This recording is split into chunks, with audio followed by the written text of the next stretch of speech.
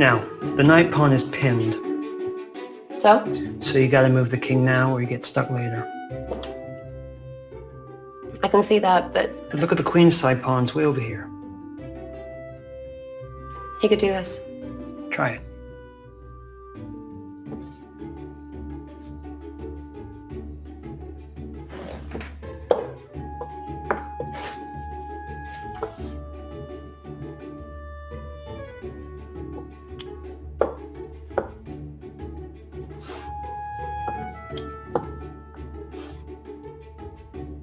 See? It's a good sequence.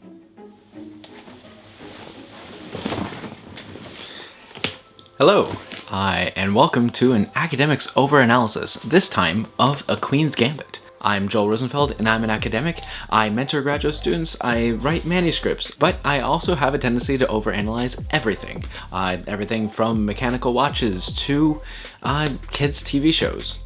So, today I want to talk to you about some things that I've observed in The Queen's Gambit and some other things that I've learned along the way. What I want to talk to you about today in particular is, first of all, figure out what the heck Queen's Gambit is. It doesn't seem like it was ever mentioned in a TV show, but it's actually a opening position in chess, or at least that's what I'm told by friends of mine.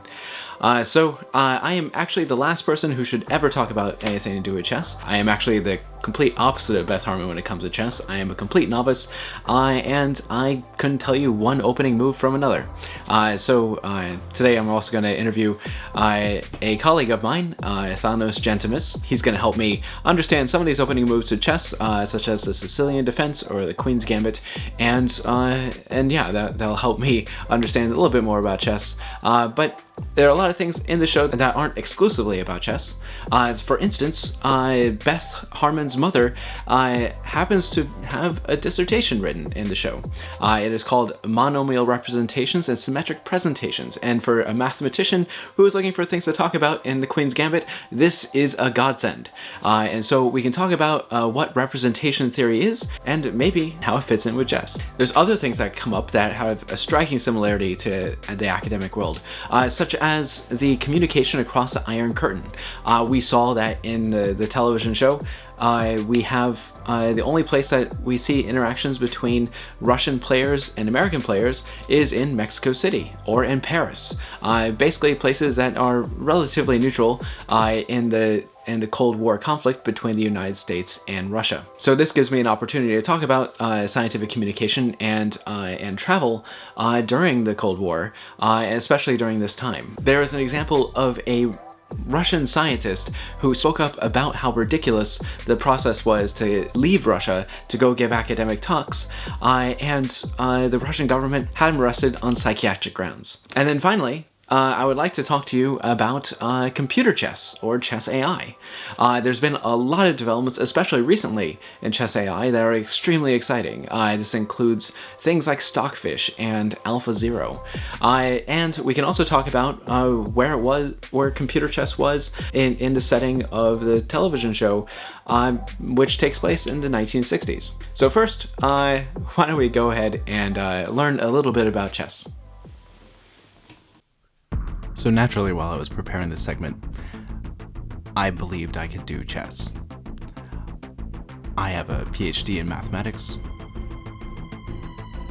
I've been a practicing mathematician for nearly 10 years.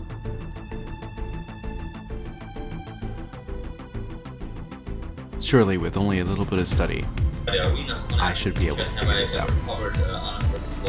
It became apparent after watching more and more chess videos and losing many chess games that I had no idea what I was doing.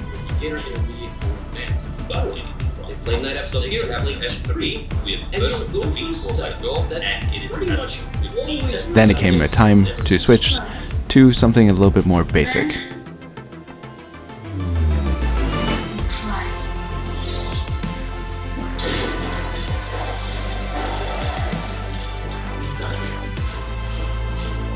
What are these amazing figures?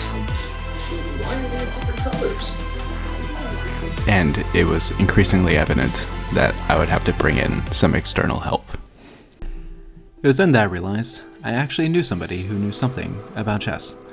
And this is my colleague, Dr. Thanos Gentimus. He graduated with his PhD in mathematics a little bit after I started graduate school, and then he took a route that is very similar to the route that I took, where he did a number of postdocs outside of mathematics, and then he eventually ended up in a series of different assistant professorships. Like me, he was trying to resolve what is called a two-body problem, where your spouse is also an academic. So I reached out to Thanos and I asked him if he could help me figure out what this Queen's Gambit is. He was very generous and he offered me a good deal of his time to explain to me not only Queen's Gambit, but also the Sicilian. We spoke for a long time over Zoom, but I am quite clumsy when it comes to streaming, and I lost a lot of the footage of us talking during the chess game. But thankfully, we did preserve the chessboard, and so I can show you that here. And then I also have a bit of a discussion that we had before we started playing, and so this will give you a little bit of his background and how he got into chess. How are you doing? I'm doing okay. Just trying to keep up with everything in this pandemic. Yeah, I remember you did some sort of engineering or computer science. Yeah, I was in postdoc. North Carolina. Yeah, I was in North Carolina for a couple of years, and at that time, for example, my wife was still in Florida, and so we were living apart.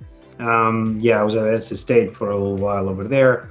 It was under the Department of Engineering, but it was computer science that we were doing. Really, like the guy was a data analyst basically, and he was just bringing people in from various disciplines and just working on these type of things. So there was no, we didn't build any machines or anything like that. Oh yeah, no, neither. I was in mechanical engineering for a year, and the last thing you want is me to hold a spanner.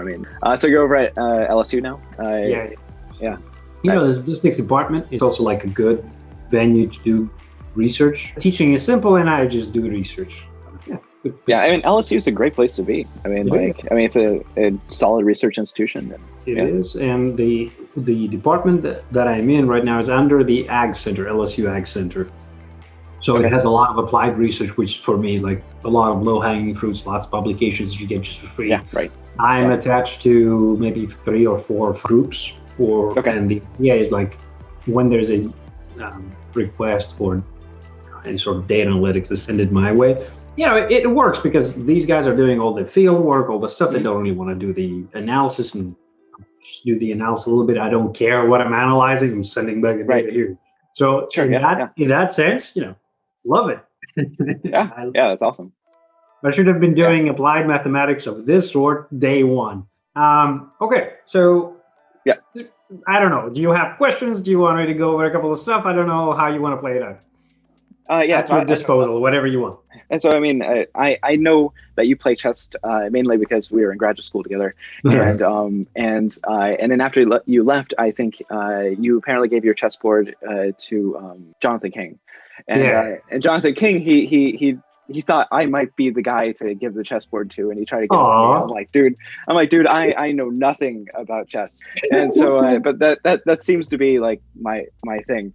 So I figured, so I'm trying to do this video about the Queen's Gambit. And when it comes to chess, I know nothing, and so I thought you might be able to help me.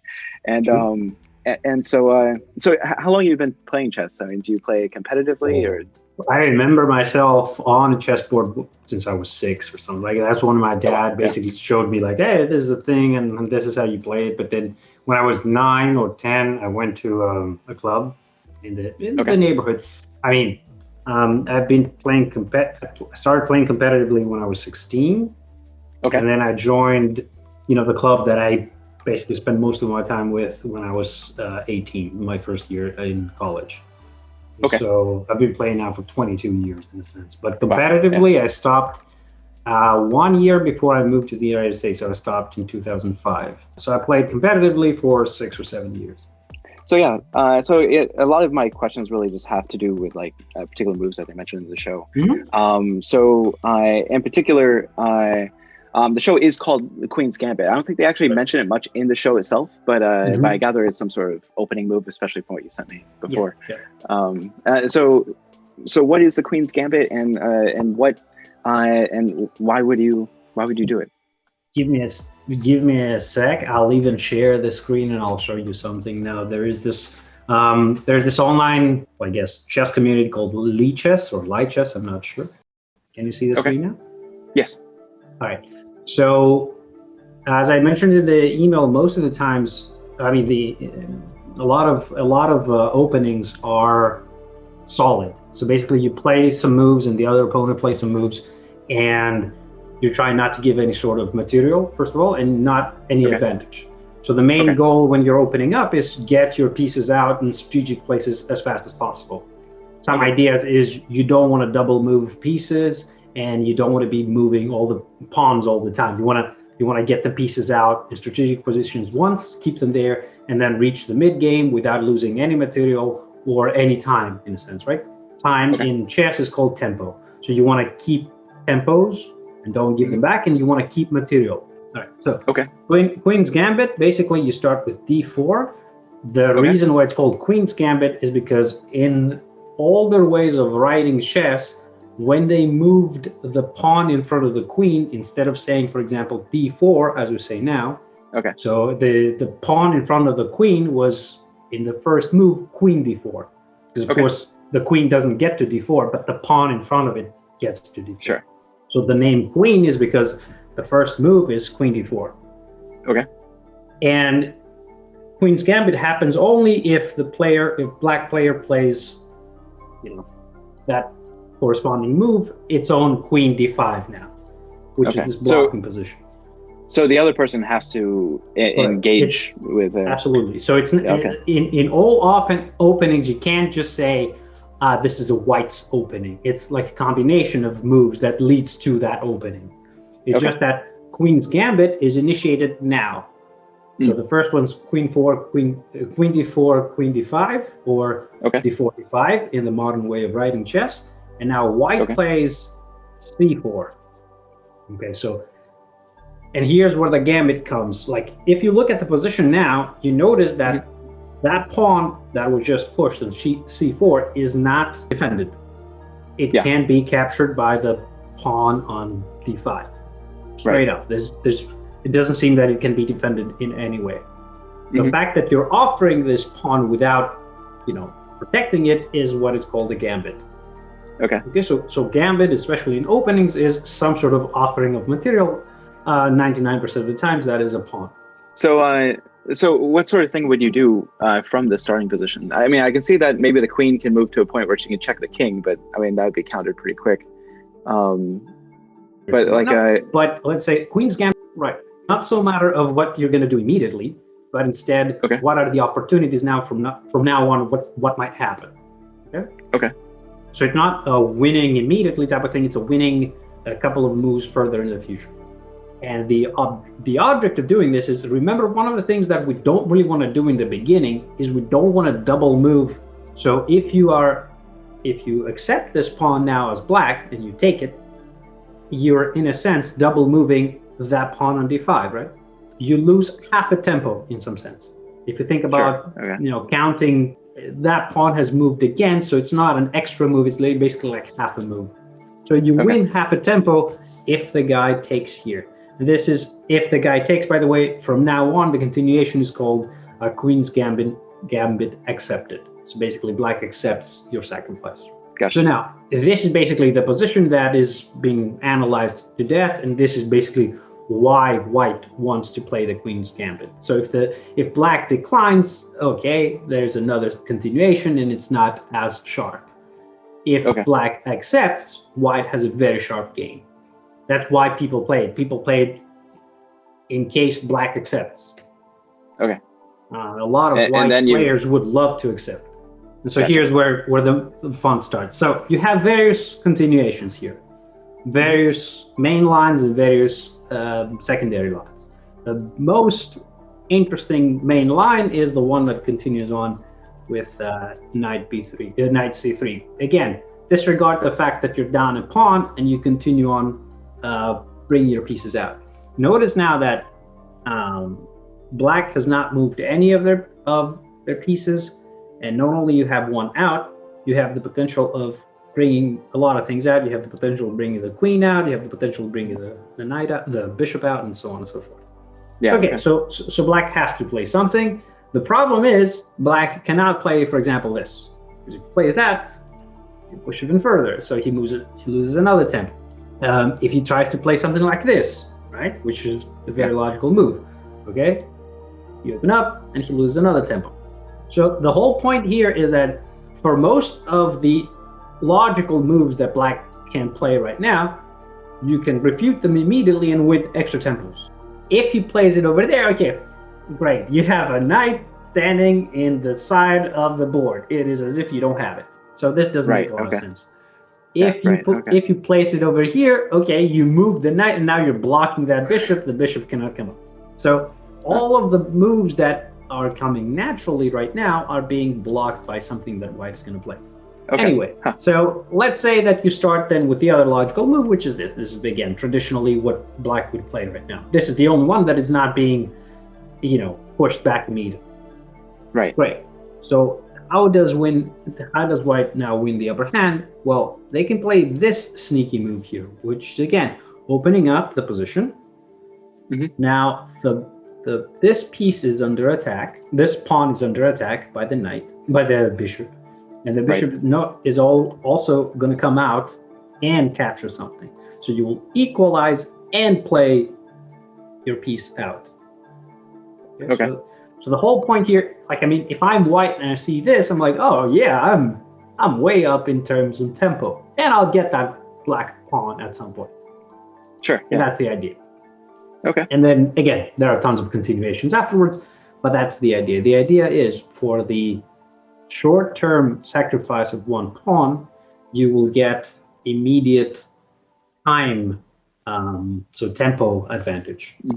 So Thanos continued to give a really thorough lesson in both the Queen's Gambit and the Sicilian defense.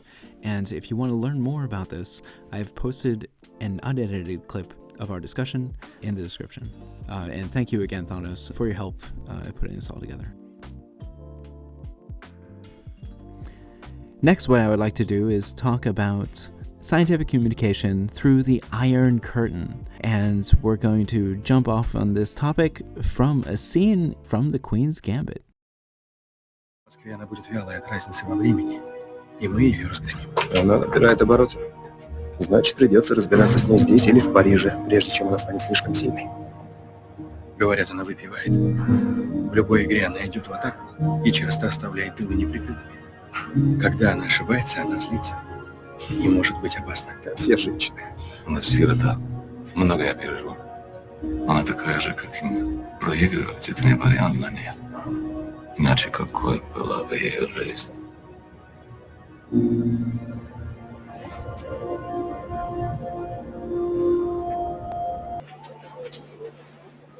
Those two guys, they're number 2 and 3 in the world. And those guys? KGB. Make sure Borgov doesn't run away.